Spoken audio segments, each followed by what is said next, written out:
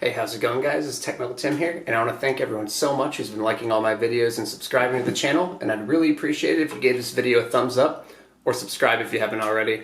And I'm just going to do a quick recap video of the Weidman Reyes card, and if you are new to the channel, what I do is I just go through each fight on the card, and talk about it from a technical and betting perspective, and kind of what I was thinking before and after each fight. I didn't have much action on this card. I had some untracked bets and whatnot, but I like it's not like me to be on like two big favorites kind of like in a row. But Joanna, and then I actually played McCann in the minus 300s like straight and had her in some parlays. So luckily she came through, but we'll get to that fight. But overall, yeah, I just wasn't all that confident in a ton of fights, and the ones I kind of liked, I kind of just backed off on. I did play a couple of things tracked, but that's it. Bozer and Spitz. This was Bozer looked good. I think Gugabe in the podcast with him compared him to Jeff Hughes, and I think that's a decent comparison. He's kind of just like a busy, well-rounded, decent heavyweight, and I think he can hover around that top 15 range and compete with some of those guys.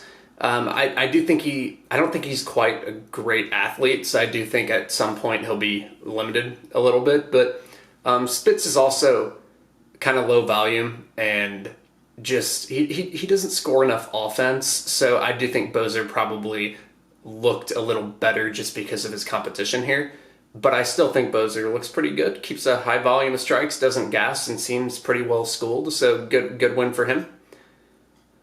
Allen and Holland. I had no action on this. I was afraid of Allen kind of getting takedowns and maybe passing a lot. I thought Holland kind of, he has a striking edge, but the thing is he can't really keep it there if somebody wants to play the game somewhere else. And if Allen just forces takedowns, it's going to kind of turn into a sloppy grappling match, kind of like the Mearshart-Holland fight in many ways.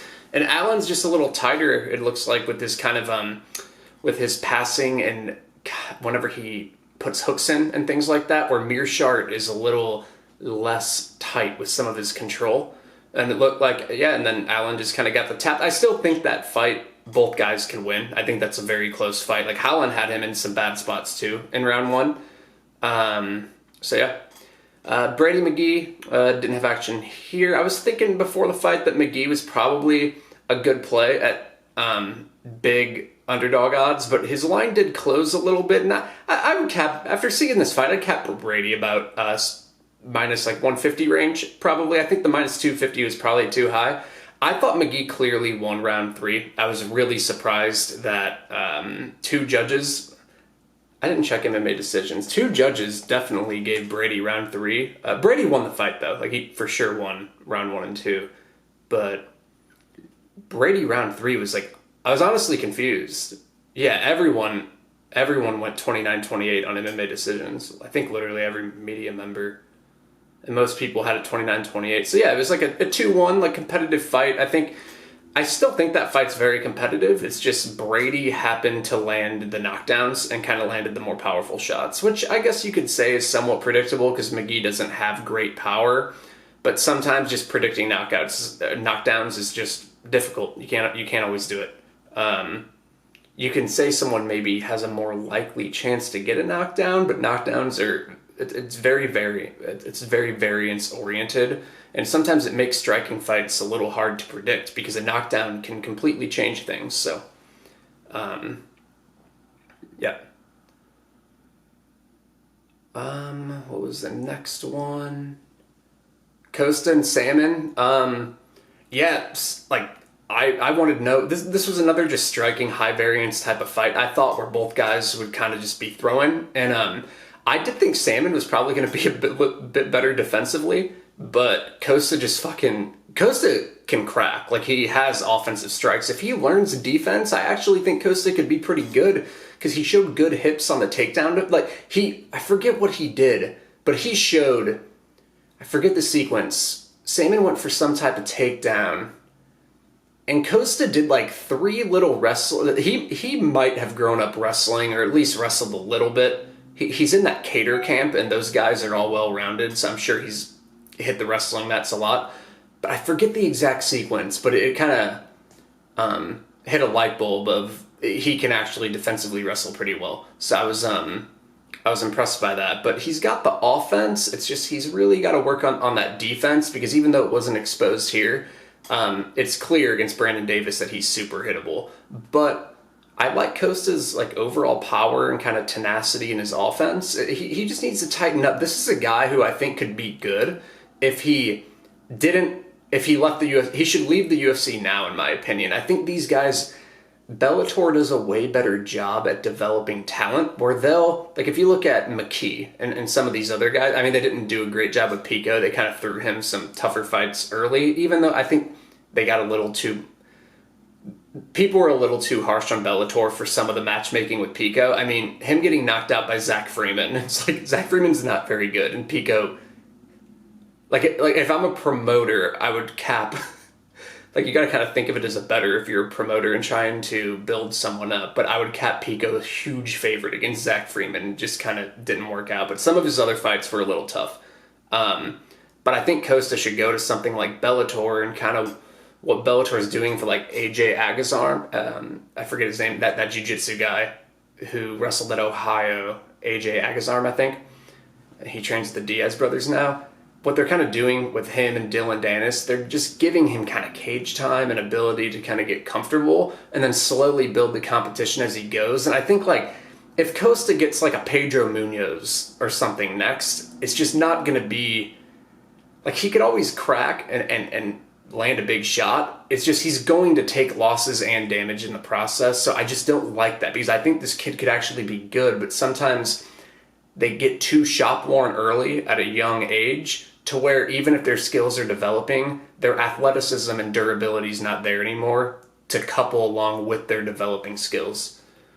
Woodson Bozniak, I actually, if you buy my picks, I talked about just like don't play Kyle Bozniak, and that I thought Woodson was probably going to win this fight. I think I tweeted out, I made a few small plays on Woodson, nothing big, just kind of untracked, and so I was happy that hit. But he, I think people were just being a little too harsh on him, and the reason why I didn't track or go heavy on Woodson is because I thought he was going to win. It's just he didn't fight all that many good competitors at the regionals, so I didn't know if his game would maybe fall apart. But all I saw was good boxing. He pivots off well, he has a good jab, and he keeps a high volume of strikes. And that's what I want in a guy who relies on his striking like Woodson, is to keep high volume of strikes and to be able to keep the fight on the feet. And whenever you have that volume with the 6'3" frame he has, he's going to be kind of tough, unless if you can wrestle him. But what I saw against Terrence McKinney was Terrence McKinney's a beast of a wrestler, like much better than Bozniak. And I liked what I saw from Woodson. McKinney really couldn't do anything other than kind of lay on him at times. And he was using a lot of energy to hold Woodson down, because Woodson was constantly working up. His base was continuously throughout that first round being held down by McKinney, and you could tell McKinney was having to work for it. Bozniak wasn't just laying on his back and giving McKinney easy time to rest and kind of do what he wants. And so that's what I like from him, and he showed good fundamental takedown defense in some of his other fights. It was just he had lack of competition, so I didn't play it. And the thing with Bozniak is he has a terrible striking ratio. It's like 2.5 to 5 or something. So he's like negative by a double amount. So it's just, and he can't really ground people. So I just don't like Bozniak. I think he's tough, and he doesn't get finished by people dominantly because he's really tough, really durable, and has good cardio. So because he's not getting finished by some of these better fighters like Zabit, I think his performances are being a little overrated, because it's like, yeah, he might not get finished, but when he's put in a situation where he has to win rounds, even against lower competition, can he really do that? And I didn't think he could. So yeah, McCann and Deanna, I actually played McCann kind of early when she was in the -300s, and I have her in a few parlays.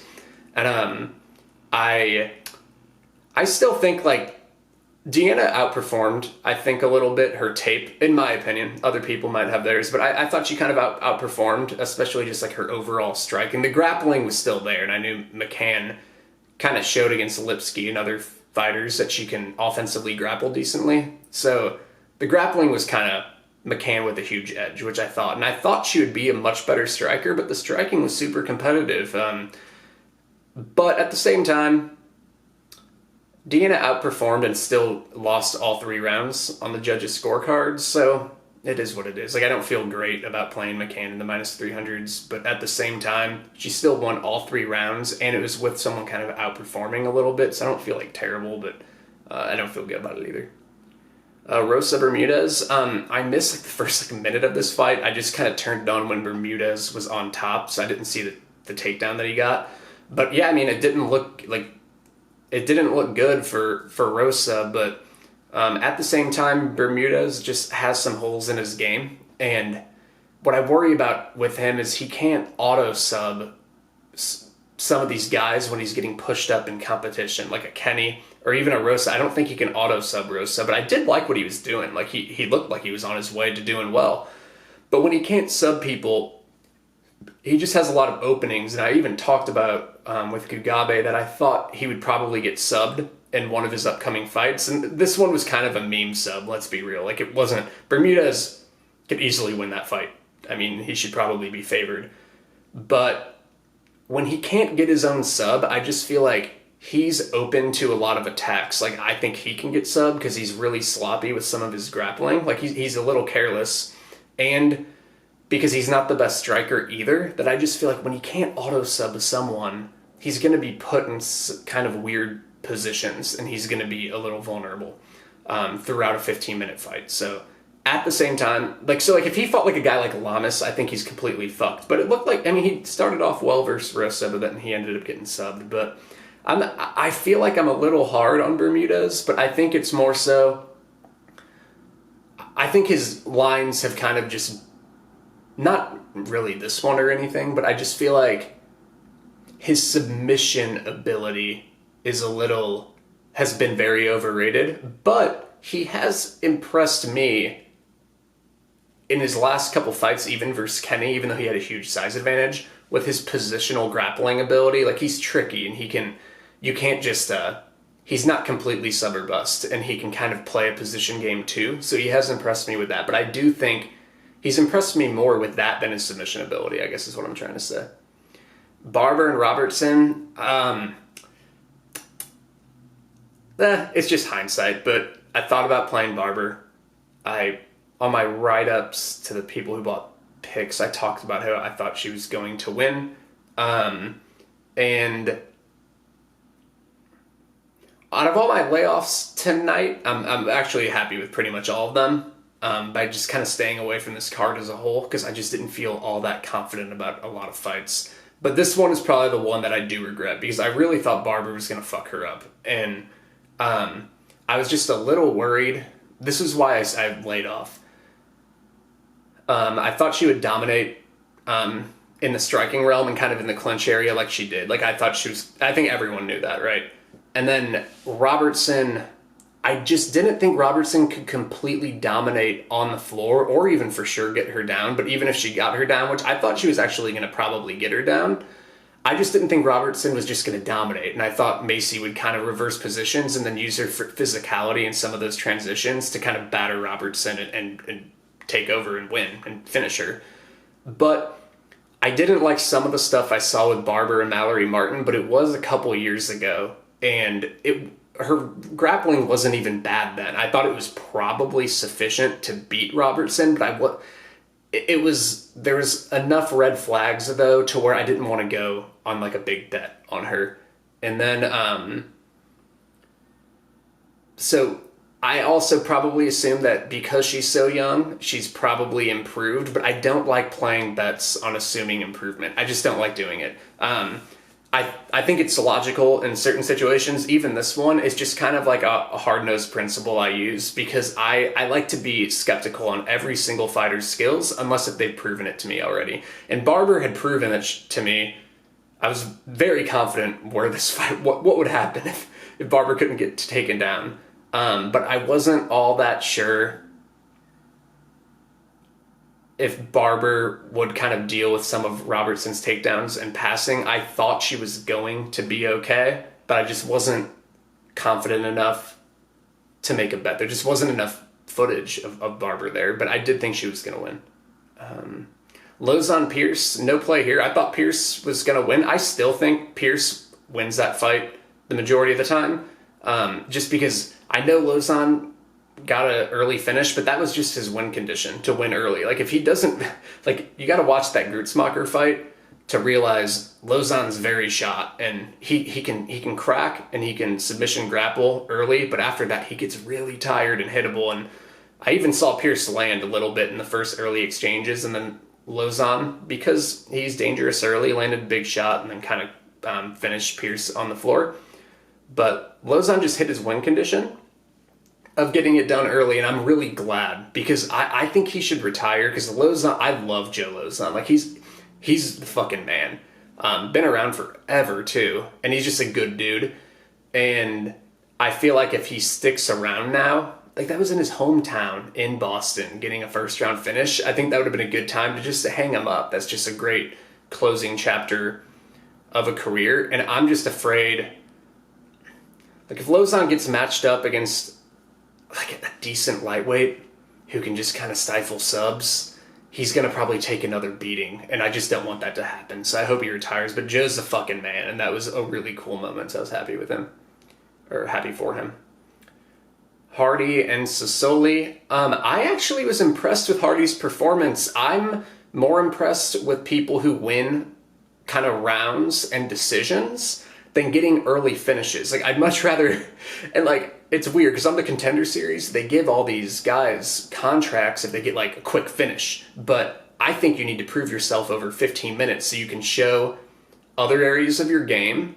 And two, you can kind of show your cardio and just overall composure. And I thought Hardy looked good. Like, he has good hand speed. He's still raw, but he's made improvement fight to fight, and I think he looked good. And he kind of just took round 3 off because he was up. So I actually thought that was smart by him too. Like, I think taking a round off there's an intelligent move, because he was a little bit tired and he kind of just took it off and coasted it out because he was aware that he was up. As far as the asthma thing, I talked about this online. Like, I don't think it would be, I guess people would abuse it, but if you have like bad asthma, would it be that bad to like be able to use your inhaler? Like, I didn't think it was like that big of a crime. Like, but I understand if you allowed people to do that, they would abuse it. But if someone has like a serious asthma condition and they can prove it, I don't think it's like the worst thing. But I get it at the same point. But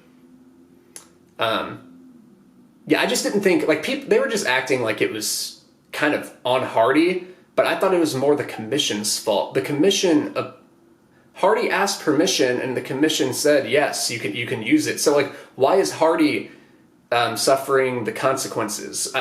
He gets his win bonus taken away now, and they move it to a no contest. I just think that's kind of weird, because I get if he didn't get permission, but he literally asked the commission member if he could do it, and then he did. And even if he didn't do it, he was up 2 rounds and probably wasn't going to he had to get finished in round 3, and he was probably going to win that anyway. So I think that's kind of a bad beat for Hardy.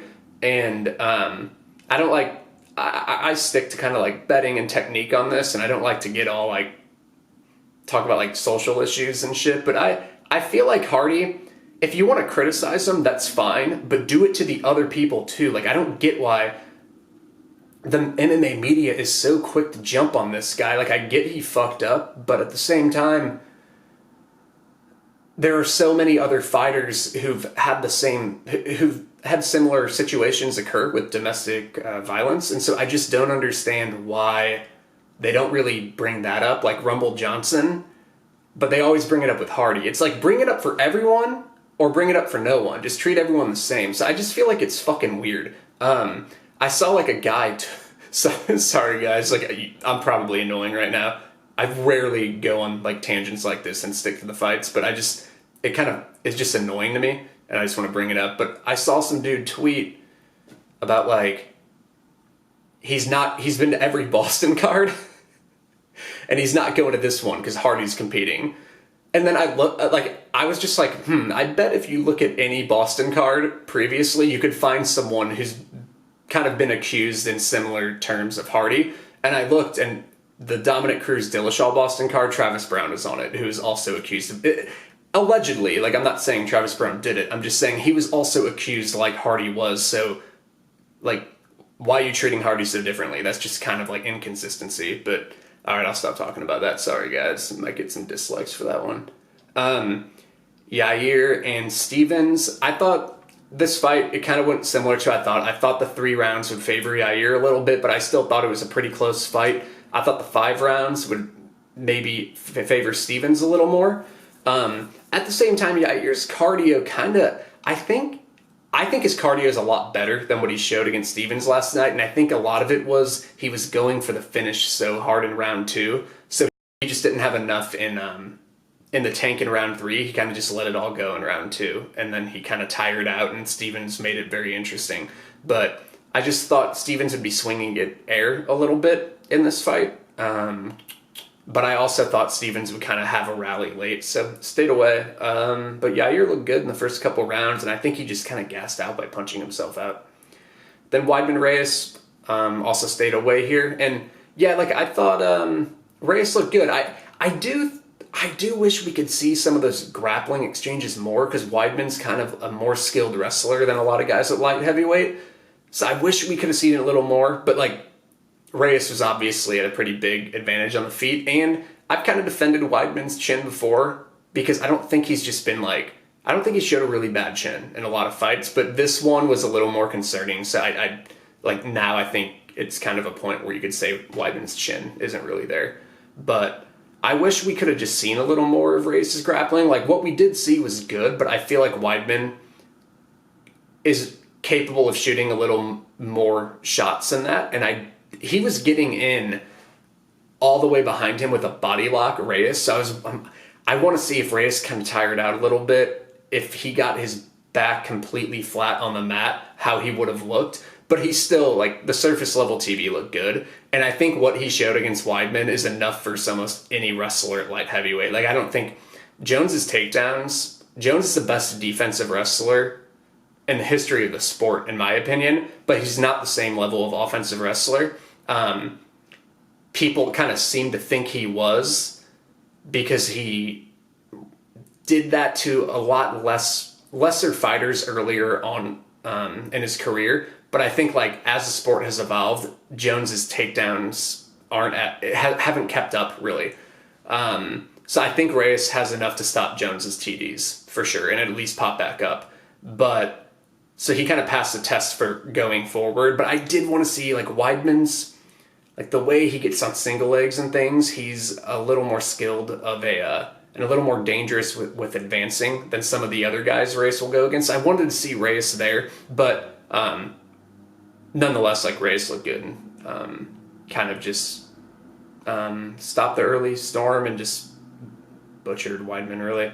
But that's everything for this video. I'm going to send out a 2-part series on Askren Maia. I'm on Askren in that fight, but like any fight, I understand Maia can still get a sub, but I think Askren is the correct play, and I would line him a little heavier than he is now. And I tipped that out I think a few days ago, so yeah. But I'll kind of go through and just talk about how they match up in those series, so just look out for that. It's currently Saturday. I'll probably send that out tomorrow, which is Sunday. So thanks, guys. Bye.